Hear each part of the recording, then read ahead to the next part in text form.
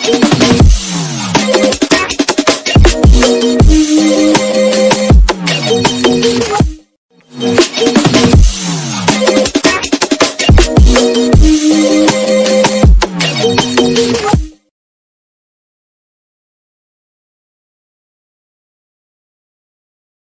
दोस्तों, कैसे हो? आपका स्वागत है त्रिपाण स्टडी सेंटर में। आज जो हम करने जा रहे हैं एमए सोशोलॉजी सेमेस्टर 2 यानी फर्स्ट ईयर के बच्चों के लिए जो एमए सोशोलॉजी पढ़ते हैं सेमेस्टर 2 के हैं। इसका कोड जो है SOCR 439 यानी R 439 यानी method and techniques in a social research, जिसमें हम टॉपिक करेंगे सामाजिक खोज में समस्याओं का अध्ययन।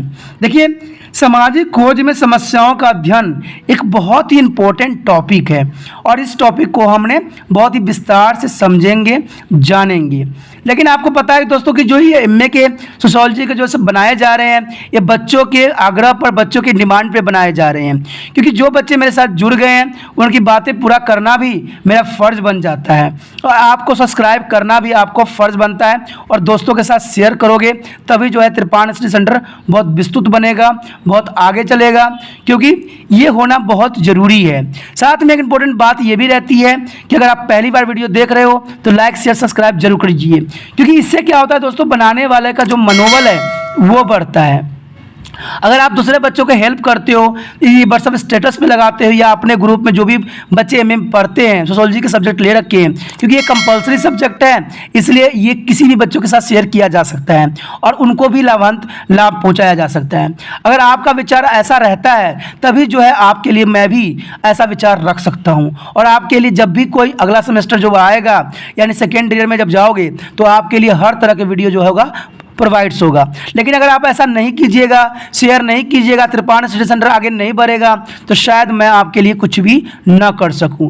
तो अगर आप चाहते हो कि त्रिपाण स्टडी सेंटर सदैव आप लोगों के लिए अग्रसर रहे, आपके लिए करता रहे, तो आपको पता भी होना चाहिए कि त्रिपाण स्टडी सेंटर सिर्फ एमए के लिए ही काम नहीं कर रहे हैं। एमए के लिए तो ऑन डिमांड काम कर रहे हैं, लेकिन 8th 9th 10th 11th 12th CBSE के सभी चैप्टरों को कवर कर रहा है, प्लस NIOS बोर्ड के +2 और 10th के सभी सब्जेक्टों को कवर कर रहा है, प्लस BA फर्स्ट सेमेस्टर से लेके फाइनल सेमेस्टर यानी 6 सेमेस्टर तक सारे जो आर्ट्स के सब्जेक्टों को कवर करता है, प्लस एमए में जो है ऑन डिमांड बच्चों की डिमांड पे जो है कुछ सोल्यूशन करता है। तो इतना विस्तृत हो जाने के बाद अगर सब्सक्राइब नहीं कीजिएगा और शेयर नहीं कीजिएगा तो सब, क्योंकि कहते हैं ना, जो आगे बढ़ाता है वही आगे भी निकलता है। कहते हैं एक हाथ ताली कभी भी नहीं बजती है। चलिए, ये बात तो था आपके लिए। अब देखते हैं कि हमारा सिलेबस में, हमारा चैप्टर में जो कि सामाजिक खोज में समस्याओं का अध्ययन क्या है। खोज और समस्याएं। देखिए, सामाजिक खोज में समस्याओं का अध्ययन, कहते हैं कि खोज के क्षेत्र में सबसे ज़्यादा महत्व वाला स्थान समस्याएं की होती है। देखिए, जब खोज होती है तो बहुत सी समस्याएं जो होती है आपके समक्ष होती है, क्योंकि खोज उद्देश्य के परिकल्पनाएं, नमूने और तथ्य संकलन, खोज विधि आदि जैसी खोज पीढ़ियों के सारे प्रभाव समस्याओं के समाधान ही तैयार किए जाते हैं। खोज की शुरुआत समस्याएं से होती है। जब समस्याएं उत्पन्न होती है तब जाके खोज भी होती है और खोज क्रिया सारी समय समस्याओं के आसपास ही घूमती रहती है और खोज के परिणाम भी समस्याओं के हल के लिए ही होती है। देखिए, जब कोई बीमारी उत्पन्न होती है तभी जाके जो है उसकी जो बीमारी का इलाज भी खोजी जाती है। इससे पहले हमें कोई भविष्यवाणी नहीं होती है कि ये बीमारी आने वाला है और हम इसके खोज करके पहले ही मेडिसिन रख लें। कहते हैं जैसा सब परिस्थिति पैदा होती है वैसा ही हमें ढलना भी चाहिए। तो यही बात यहाँ पर आती है कि सामाजिक खोज में समस्याओं का अध्ययन में आती है कि इससे जो है समस्या का चयन करना बहुत ही मुश्किल काम होता है और सीख रहे विद्यार्थी के लिए तो ऐसा काम और भी मुश्किल हो जाता है, क्योंकि वह अपनी विद्वता, समर्था और रुचि और हिम्मत से सभी पूरी तरह से जानकार नहीं होता है। क्योंकि आपको पता है किस तरह का तकलीफ है, कैसी इसकी निदान हो सकती है। तो ऐसी बातों को समझना जो नए विद्यार्थी हैं उनको लिए समझना शायद संभव नहीं होती है। खोज उनके लिए सिर्फ रोमांस होती है, एक तरह से रोमांच देखा जाए तो रोमांस जैसी ही होती है। जिनकी मुश्किलों और उलझनों में जानकर नहीं होता है वो ज़रूरत से ज़्यादा हौसले से काम करते हैं और जल्दी से जल्दी जल्दी खोज क्षेत्र की दायरा के पार कर जाना चाहते हैं। वो खोज के दायरों की गहराई पर पानी से तेज बहाव से डरा हुआ किनारों पर बैठकर ही डर की रिफत फसाल होती है। समस्या खोज के लिए धीरे पर सही दिशा में सोचने और उसके समझदारी सलाह और उचित अस्थायी अध्ययन की जरूरत होती है। देखिए दोस्तों, कहते हैं कि जो नव युवक हैं, जो अभी भी इस फील्ड में आए हैं, उनको रिसर्चर बने हैं, उनको बहुत ही वो जो होते हैं जिज्ञासाहीन होते हैं और कभी भी उनके जो विचार होती है सही से नहीं जाते हैं। कोई समस्या का अगर समाधान करना है तो समाधान करने से पूर्व उसकी समस्याओं के तकलीफ़ों समस्याओं के बारे में जानना जरूरी है। आजकल के जो नए रिसर्चर बनते हैं उनमें जिज्ञासाहीन होते हैं। उनको रिसर्च करने के लिए बहुत चीज़ों की आवश्यकता होती है, धैर्य की। देखिए दोस्तों, जो रिसर्चर होता है, जो बड़े बड़े चीज़ों पर रिसर्च करना जानते हैं, वो मितव्यापी होते हैं और उनके जो विचारधारा होती है वो बहुत ही अलग होता है। ठीक है, वो हर बात को जो है एक नई रूप रंग से देखने की कोशिश करते हैं। इसमें जो है बहुत से राइटरों ने अपने विचारधारा इसमें प्रस्तुत किया है। उसमें जो है टाउलजेल्ड ने कहा है कि समस्या एक ऐसा प्रश्नवाचक चिन्ह है जिसमें एक समस्या के हल का प्रस्ताव होती है, यानी problem is a question of proposed for the solution. यानी किर्कलिंग्स ने के अनुसार इन्होंने भी कहा था कि समस्या ऐसा प्रश्नवाचक वाक्य या कथन है जिस द्वारा जो है जानकारी प्राप्त करने का यत्न किया जाता है कि दो या दो से ज़्यादा चरों मध्य किस किस्म का संबंध हो सकता है, यानी दो व्यक्तियों के बीच किस प्रकार का संबंध जो है उजागर होती है। A problem is on the interrogative sentence in the statement that ask and what relation exist between two or more variable. उसके बाद जो है मैक्स गाइगर्स ने भी अपना जो विचारधारा प्रस्तुत किया था। उन्होंने ये साफ शब्दों में कहा था कि ये योग्य समस्या ऐसा प्रश्न होता है जिसका उत्तर मनुष्य की समान समर्थाओं के आधार पर किया जा सकता है। यानी solvable problem is one that pose is a question that can be answered with their use of man as a normal capacities. उसके पश्चात है खोज समस्या का चयन, यानी selection of the research problem. कहते हैं सबसे पहले खोज करने वालों को अपनी वैदिक वैदिक योग्यताओं और रुचियों के आधार पर खोज का विशेष क्षेत्र चुनना चाहिए। जिनकी रुचियां विधायक मनोविज्ञान में हैं और मनोविज्ञान के विषय में उनकी योग्यता और अध्ययन भी है, उनको विद्या मनोविज्ञान के नेत्र में ही समस्या लेनी चाहिए, यानी समस्याओं को नेत्र से ही समझ लेने की आवश्यकता पड़ती है। जिस व्यक्ति वैज्ञानिक की समझ नहीं है और ना ही मनोविज्ञान में उनकी रुचि है और मनोविज्ञान से जिसको वैसे ही नफरत है, उसकी मनोविज्ञान का क्षेत्र खोज के लिए भूल कर भी नहीं कर लेना चाहिए। व्यक्ति को अपनी योग्यताओं के पढ़ाई रुचि हिम्मत और हौसले अनुसार ही खोज का क्षेत्र चयन करना चाहिए। ये बात तो बहुत इंपॉर्टेंट है, क्योंकि देखिए दोस्तों, जिसमें आपकी रुचि है, जिसमें आपकी समझ है और जिसको आप अच्छे से करना चाहते हो, उसी विषय को आप चुने और उसी विषय में आगे बढ़ो। क्योंकि कहते हैं ना कि सिर्फ बातें कर लेना और बातों को नहीं समझना, ये कहीं तक भी जो है न्याय उचित नहीं है। क्योंकि अगर आपको अच्छा रिसर्चर बनना है, अच्छा जानकार बनना है, तो आपको हर एक पहलू के बारे में जानना भी आपका ज़रूरी है और इसमें रुचि भी आपका होना अत्यंत आवश्यक है। कहते हैं जब अध्ययन करने वाला अपनी खोज का क्षेत्र ढूंढ ले तो उसको अच्छी तरह संबंधित साहित्य का अध्ययन करना चाहिए और इस अध्ययन में उनके पुस्तक अध्ययन के अलावा रोजाना छपने वाली अखबार, साप्ताहिक छपने वाली खबरें और महीनों बाद प्रकाशित होने वाले मैगजीनों का अध्ययन भी करना चाहिए। कई अखबारों में एक क्विज जो है खेलों की शिक्षा और स्वास्थ्य के लिए आरक्षित होती है, उनका अध्ययन कई समस्याओं सुलझाता भी है।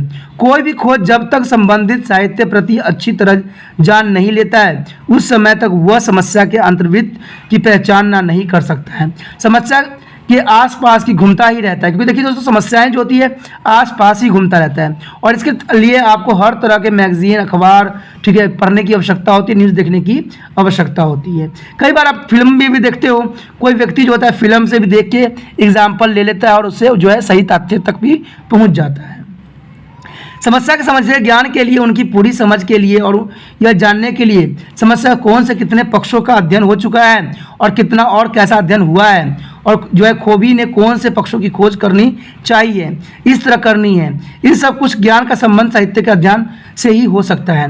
संबंधित साहित्य खोज के रास्ते में आने वाली समस्याओं को खबरदार करता है और खोज के छुपे हुए अनजान अंगों पर भी प्रकाश डालता है। कहते हैं संबंधित अध्ययन के साथ साथ समझदार और अनुभवी मोहरों और प्रोफेसरों और खोजियों की बातचीत करना, समस्या की चर्चा करनी और अपनी समस्या से मिलती जुलती जो है समस्या को खोज करने वाले तालमेल भी खोज करने वालों को बड़े लाभदायक रहते हैं। कहते हैं खोज करने वालों को ऐसी अनेक पड़ताल करने वाले व्यक्तियों को डराना नहीं चाहिए जो खोज समस्याओं में नुक्स निकालकर निंदा करें। सावधानी सिर्फ इसी बात में प्रयोग करनी चाहिए कि खोजों का हौसला, जो खोजी होते हैं उनका हौसला न टूटे और उनके मनोबल को कोई चोट न पहुंचे। ये बातों का ध्यान देना बहुत ही महत्वपूर्ण होता है। कहते हैं गोष्ठियों, सेमिनारों और चर्च टोलियों में भी खोज करने वाला अपनी समस्या भाग लेने वाले से साझी कर सकता है। यदि हो सके तो समस्या पर ही समूची जो गोष्ठी का संगठन किया जा सकता है। अनुभव तो यह भी बताते हैं कि जब खोज समस्याएं जो है चर्चा या विवाद का विषय बनती है तो समस्याओं को समेटने या चमकाने वाले संवारने में मदद भी मिलती है, जो कि निखरी गई समस्या कथनों के लिए बहुत ही जरूरी सिद्ध भी होती है। तो ये बहुत ही महत्वपूर्ण बात रहती है। उसके बाद है हमारे खोज समस्याओं के किस्में। देखिए दोस्तों, खोज समस्याओं की किस्में के बारे में जानना भी बहुत ही इम्पोर्टेंट और बहुत ज़रूरी रहता है। इसमें हम किस्म और कथन के बारे में जो है संक्षिप्त से जानेंगे और परखेंगे। इसमें साफ शब्दों में यही बात कहा जाता है कि शिक्षा के क्षेत्र में समस्याओं की कमी नहीं है। देखिए दोस्तों, शिक्षा के क्षेत्र में जो है समस्याएं बहुत है, इतनी समस्याएं हैं कि आप स्वयं ही कल्पना नहीं कर सकती हो। देखिए, अगर आपको अच्छा रिसर्चर बनना है, अच्छा आपको फिलोसफर बनना है आगे चल के, तो आपको अच्छा थिंकनर भी बनना पड़ेगा। थिंकनर्स होने बहुत ज़रूरी होते हैं, क्योंकि अगर आप अच्छे सोच वाले विचार वाले नहीं रहोगे तो आगे कैसे कर पाओगे रिसर्च। आप तो करते हो सिर्फ पढ़ाई करते हो सिर्फ पास होने के लिए कि थोड़ा सा लिया, पढ़ लिया, हो गया, आगे निकल गए, कुछ नंबर आसपास आया, हम पास हो गए, कहानी ख़त्म, हमें तो सिर्फ एमए करने से मतलब है। लेकिन ऐसा नहीं होना चाहिए। आपको समाज का निर्माण करना है, आगे आपको बढ़ना है। और हमारे समाज में ऐसे जो है थिंकनर्स जो होना चाहिए, जो सभी विचारधाराओं को लेकर चले और सही मार्गदर्शन लोगों को करे। तो ये बातें बहुत ही महत्वपूर्ण रहती है और ये बातें आपको जानना है। तो खोज समस्याओं किसमें भी किस बात पे आता है, तो क्या शिक्षा की समस्याओं की कमी नहीं है, बल्कि सच तो यह है कि सारी की सारी समस्या को जिसकी खोज करनी है ढूंढ नहीं लेते, उनकी पूरी तरह से समझ नहीं लेते, उससे मिलती जुलती समस्या से अलग नहीं कर लेते, खोज का काम आगे नहीं बढ़ सकता है। यानी जब तक आप उन चीज़ों को अलग नहीं करोगे, डेफिनेट नहीं करोगे, अलग नहीं करोगे, तो शायद उसकी समस्याओं को समझना आपके लिए अत्यधिक कठिन भी हो सकता है और बहुत ही मुश्किल भी हो सकता है। कहते हैं ना तजुर्बेकार खोजियों की आंखों समस्या ही नहीं देख सकते और वह समस्याओं का अंधकार का शिकार भी हो सकते हैं। देखिए, जो तजुर्बेकार हैं, खोजी हैं, उनको चाहिए कि वो अपने असिस्टेंट उनको रखे जो अभी नवयुवक हैं, जो नए नए आए हैं, और उनको हर एक पहलू के बारे में बताने की कोशिश करें। नहीं तो पता है क्या होगा, वो अंधकार के शिकार हो जाएंगे और गलत खोजों के पीछे चले जाएंगे और उनका जो मानसिकता होगी शायद उस बात के लिए जो है उनको सही नहीं ठहराएगा। कहते शिक्षा के क्षेत्र में श्रमिकों को कई समस्याओं का सामना करना पड़ता है और उससे बात बीच चीत करके शिक्षा की समस्याओं की सूची बनाई जा सकती है। यानी कोई चीज़ समस्या होती है तो उस समस्याओं को जो है आप सही कंक्लूजन, सही रूप रंग दे के उसकी जो है प्रॉब्लम का सलूशन भी कर सकते हैं। आगे जो है शिक्षा के दो पैदान होते हैं। कहते हैं सिद्धांत और व्यवहारिक।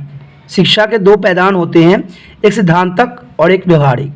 सिद्धांतक संबंधी जो सिद्धांत होते हैं संबंधित समस्याओं और त्रुटियों का बाधा तो शिक्षा के पुस्तक, खोज पत्र विद्वानों से ही की बातें, उनके विचारों के सुनकर और विचार गोप्यता और जो है जो सेमिनार्स होते हैं, गोष्ठियाँ होते हैं आदि में भाग लेने से ही हो सकता है।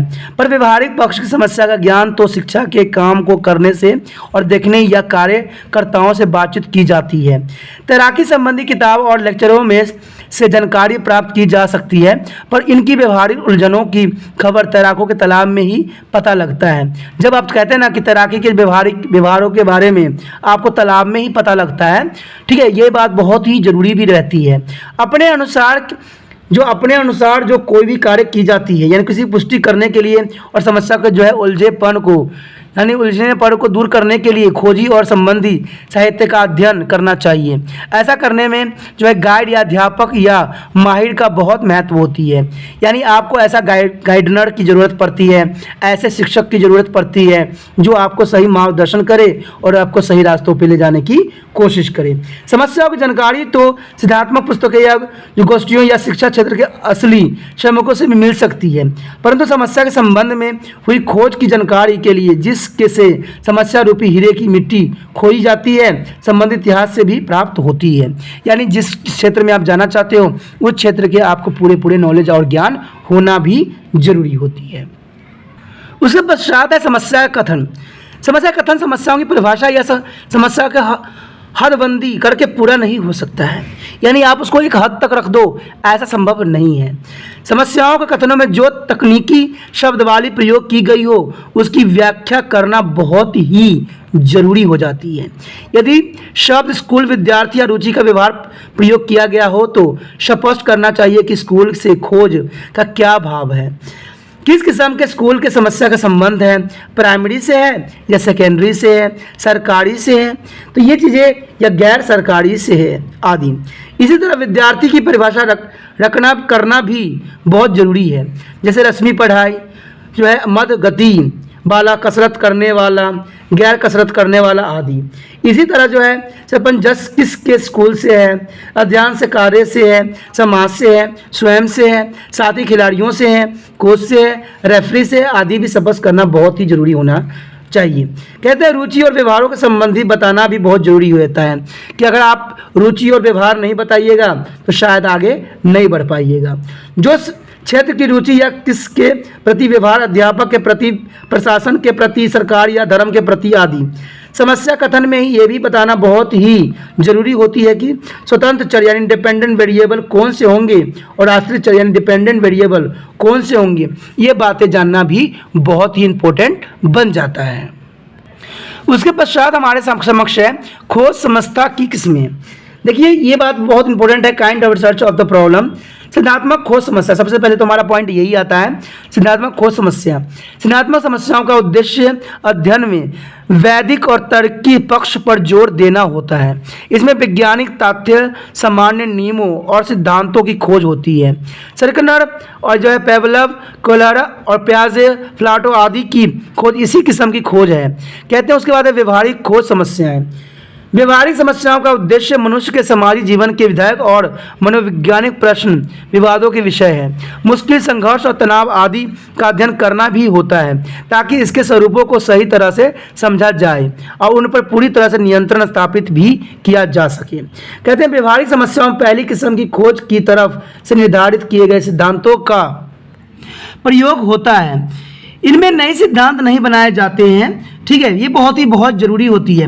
उसके बाद हमारा जो थर्ड पॉइंट यही कहता है कि सर्वेक्षण संबंधी खोज समस्याएं, यानी प्रॉब्लम रिलेटेड टू रिसर्च सर्वे। कहते हैं सर्वेक्षण संबंधी समस्याओं का उद्देश्य अलग अलग सामान्य घटनाओं के संबंधों में आंकड़े इकट्ठा करना, उनके व्यवस्थित भी करना और उनके विश्लेषण करना होता है।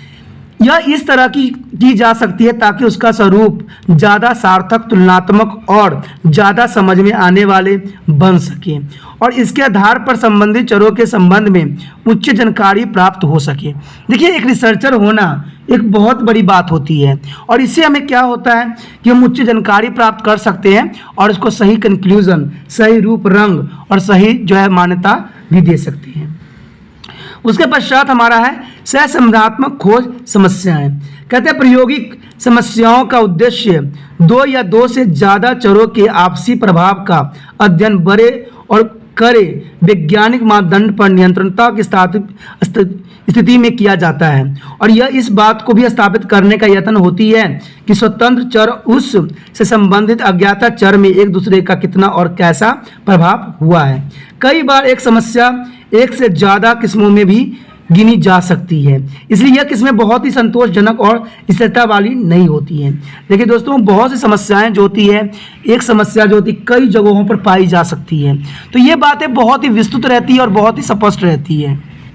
उसके पश्चात हमारे समक्ष है प्रायोगिक खोज समस्याएं। या प्रैक्टिकल रिसर्च प्रॉब्लम। कहते हैं प्रयोगी समस्याओं का उद्देश्य दो या दो से ज़्यादा चरों के आपसी प्रभाव का अध्ययन बड़े करे और वैज्ञानिक मापदंड और नियंत्रण की स्थिति में किया जा सकता है। और यह इस बात को भी स्थापित करने का यत्न होता है कि स्वतंत्र चर और इससे संबंधित आश्रित चर में एक दूसरे का कितना और कैसा प्रभाव पड़ता है।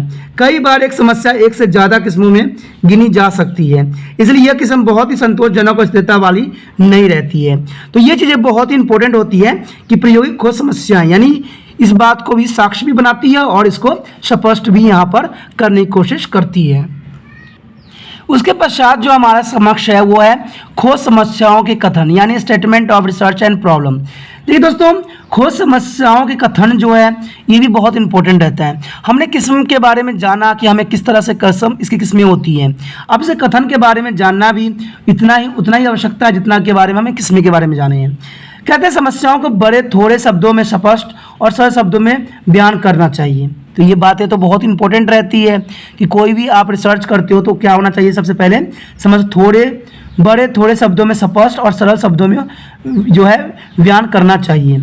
समस्या कथन करते समय लंबे चौड़े स्पष्टीकरण या व्याख्यात्मक देने की जरूरत नहीं होती है। स्पष्टीकरण जो परिभाषा का जो शुरू में किया जाता है, ये बातें भी इंपॉर्टेंट रखती है कि आप लंबी चौड़ी बातें को नहीं होना चाहिए कि एक ही बात को बार बार रगड़े और बार बार कहने की कोशिश करें।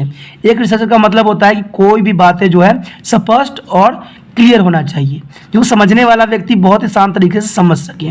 क्योंकि दोस्तों भाषा का अर्थ ही यही होता है कि हम अपने विचार जो है दूसरे के समक्ष बहुत ही आसानी से प्रस्तुत कर सके या दूसरे के विचारों से आसानी से अवगत हो सके। तो ये बातें बहुत ही विशिष्ट और महत्वपूर्ण रखती है। अगला जो हमारा समस्याओं की व्याख्या करते जो कंजूसी नहीं करना चाहिए, बल्कि समस्या के हर पक्ष को खोलकर बयान करने की आवश्यकता है। देखिए, जब आप रिसर्चर होते हो तो आपको बहुत सी बातें छुपाने की आवश्यकता नहीं होती है। हर एक पहलू पे, हर एक बातों पे आपको उस पर समक्ष जो है विचार प्रस्तुत करने की आवश्यकता होता है, उस पर एनालाइज करने की आवश्यकता है और उसको जानने की आवश्यकता पड़ती है। कहते समस्याएं कथन करते समय मकड़ी के जाल की तरह न तारे बहुत ज़्यादा हो कि मकड़ी के मक्खी तक पहुंचने से पहले ही जो है मक्खी उड़ जाए, और न ही इतनी कम हो कि इधर उधर की मक्खियाँ की फंसा ही नहीं जा सके। कथन न लंबा हो और न छोटा हो, इसे शब्द नए तुले और स्पष्ट होनी चाहिए। किसी किस्म के भ्रम शब्द का कारण नहीं होना चाहिए। यहाँ पर साफ शब्दों में जो है ये बात कही गई है कि जो मकड़ी के जाल आप देखते ही होंगे, अगर जितना विस्तृत बड़ा बना लेता है तो मकड़ी के जाल में जो होता है पहले ही जो होता है प्रेडेटर उनको इन्फॉर्मेशन मिल जाती है कि भाई यहाँ पर तो जाल बिछा हुआ है, ठीक है। यानी इतनी भी बड़ी नहीं होना चाहिए। और कभी कभी मकड़ी जो होता है इतनी बुद्धिमत्ता दिखाता है कि छोटा सा बना देता है, और छोटा सा में क्या होता है कि कोई फंस भी नहीं पाता है।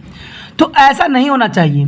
कोई भी विचारधारा होती है ना तो अधिक लंबी चौड़ी होनी चाहिए और ना इतनी छोटी होना चाहिए कि समझ ही ना आए, यानी सफिशेंट होना चाहिए, एक बीच का रास्ता होना चाहिए।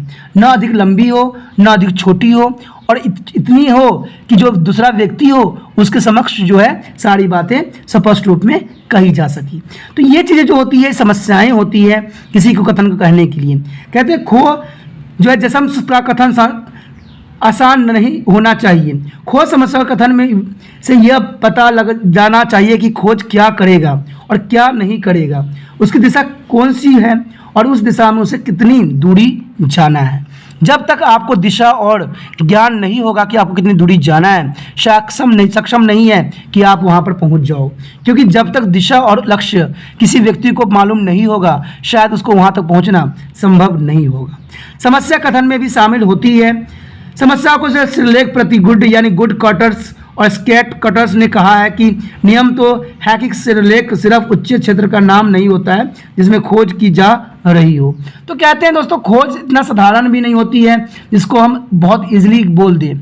खोज जो होती है, खोजकर्ता जो होते हैं बहुत ही विस्तृत होते हैं, उनके विचारधारा भी बहुत ही अलग होती है और उनको हर एक बातों को परखने की जो पद्धति होती है वो भी बहुत विशिष्ट होती है। कहते हैं कि सिरलेख छोटा, स्पष्ट और निश्चित होना चाहिए। सिरलेख जल्दी ही बता देने के योग्य होना चाहिए, ठीक है। 2 या 3 या ज़्यादा वाक्यों द्वारा उन प्रश्न या वाक्य के स्पष्टीकरण करके किया जा सकता है। यानी कुछ ऐसे शब्द आपको चयन करने की आवश्यकता है जो कि सभी व्यक्तियों के लिए स्पष्ट हो और बहुत आसान हो और छोटा हो। कहते हैं सिरलेख कथन से अलग चीज होती है, हालांकि उनका आपसी संबंध होता है। सिरलेख कथन का बहुत छोटा संक्षिप्त भी होता है। आपने देखा होगा कि बहुत से शब्द जो होते हैं उसको बढ़ा चढ़ा के हम बोलते हैं, लेकिन डायरेक्ट जो हम एक वर्ड बोल के भी हम कह सकते हैं। इसका एग्जाम्पल आप शायद एक फिल्म में देखे होंगे, 3 इडियट में। इसमें जो था वहाँ पर जब प्रश्न पूछा जाता है आमिर खान से कि भाई कि टेक्नोलॉजी क्या होती है, तो वो बहुत साधारण शब्दों में बताने की कोशिश करता है, लेकिन जो है राइटर नहीं, वहाँ पर जो पढ़ाने वाला होता है वो नहीं समझ पाता है। फिर वो दोबारा चला जाता है और फिर रिटर्न होकर वापस आता है, फिर एक लंबी बात बताता है। तो कहता है भाई साधारण शब्द में इसको कहते क्या है? तो वो कहता है कि मैं अपना पुस्तक यहाँ पर भूल गया हूँ, पुस्तक लेके जाना है। तो कहता है कि यही बात को आप साधारण शब्दों में कह नहीं सकते थे। तो ये बात आती है कि ऐसा शब्द इस्तेमाल किया जाए जो कि सही हो और आपको अंडरस्टैंड जो है करा सके। तो ये चीज़ जो दोस्तों बहुत महत्वपूर्ण रखता है। कहते हैं प्रश्न के रूप में, देखिए जब आपको क्वेश्चन पूछना है तो प्रश्न के रूप में क्या होगा? सिर्फ एक प्रश्न, क्या स्व भरोसा कामयाबी के लिए ज़रूरी है? बहुत सारे प्रश्न, क्या जीत के लिए ज़रूरी है? आत्मविश्वास, तालमेल, अच्छी मानसिक सेहत। एक प्रश्न और कुछ छोटे प्रश्न जैसे कथन। उसके बाद है कथन के रूप में सिर्फ एक समूचा कथन या एक समूह के कथन सोच उपकथन। कुछ पूरे कथन भी हो सकते हैं। एक कथन जिसके पीछे प्रश्न दिया गया हो, एक कथन जिसके पीछे छोटे छोटे बहुत सारे प्रश्न दिए गए हों। खोजी इन ढंगों में से कोई भी ढंग अपना सकता है, प्रचलित ढंग का संपूर्ण कथन द्वारा ही समस्याओं का बयान किया जा सकता है। तो दोस्तों ये बातें बहुत ही इंपॉर्टेंट और बहुत ही जरूरी रहती है कोई भी खोजकर्ता के लिए कि as a questions as a statement. तो ये बातें अंडरस्टैंड करना बहुत ही ज़रूरी होता है हर एक बच्चे के लिए, हर एक विद्यार्थी के लिए, क्योंकि इस बातों को अगर नहीं समझिएगा तो जो है आगे के पड़ाव भी पार नहीं कीजिएगा। इसी के साथ दोस्तों जो है हमारा ये टॉपिक जो है ख़त्म हो रही है। ठीक है, आगे का टॉपिक जो होगा हम पार्ट बी में करेंगे और पार्ट बी में जानेंगे हम कि खोज समस्याओं के पड़ाव और सुझावों के बारे में चर्चा करेंगे। तो आप इसी तरह से त्रिपाण स्टडी सेंटर के साथ बने रहिए और देखते रहिए। इसी के साथ जो है दोस्तों हमारा टॉपिक आज खत्म हो रहा है।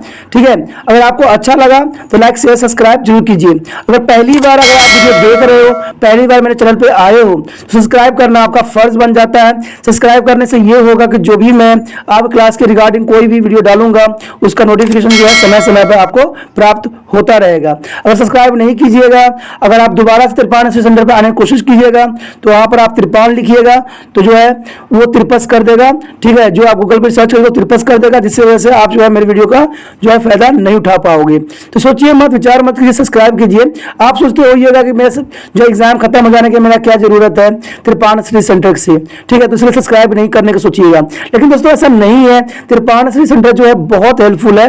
क्योंकि ये जो है आपके 8th class 9th 10th 11th 12th जो आर्ट्स के सब्जेक्ट को कवर करता ही है, प्लस जो है ये NIC बोर्ड के जो है 10th +2 को भी कवर करता है। साथ में BA जो है फर्स्ट ईयर से लेकर 6 सेमेस्टर तक बच्चों के लिए ये अग्रसर रहेगा आर्ट्स सब्जेक्ट में। तो सोचिए नहीं, विचार नहीं कीजिए, काफी जो है त्रिपाण स्टडी सेंटर का फायदा ही फायदा है। ठीक है, अगर आप मुझे प्रोत्साहित करोगे तो आपके लिए मैं तरह तरह के वीडियो बनाऊंगा जो आपको फायदा पहुंचाएगा। एग्जाम के तौर पर मैं आपको जो है पेपर भी आपको सोल्यूशन करके दिखाऊंगा जो आपके लिए फायदेमंद रहेगा। अगर नहीं सब्सक्राइब कीजिएगा, मेरा मनोबल घटेगा, तो हो सकता है कि आपको फिर दोबारा मैं नया वीडियो बनाऊं और आपको फायदा ना पहुंचाऊं। तो अभी भी नहीं सोचिए, मेरा जितना आप फैलाइएगा, जितने दूसरे बच्चों के साथ शेयर कीजिएगा, उतना जो है मैं आपके लिए कार्य करने में अग्रसर रहूंगा। ठीक है दोस्तों, इसलिए सोचिए मत, विचार मत कीजिए, अभी सब्सक्राइब कीजिए और अपने व्हाट्सएप स्टेटस पे लगाइए और दूसरे बच्चों के साथ भी शेयर कीजिए। ठीक है दोस्तों, अपना ध्यान रखना। बाय।